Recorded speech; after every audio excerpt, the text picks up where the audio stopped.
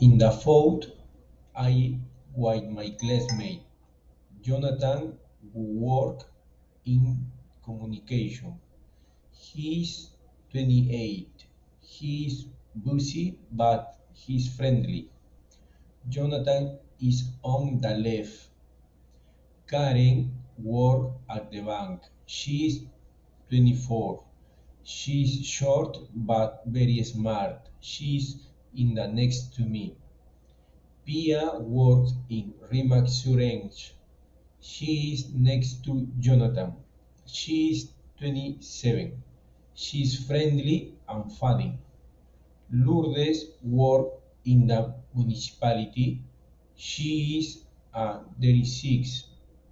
She is interesting and she is between in the Karen and Pia.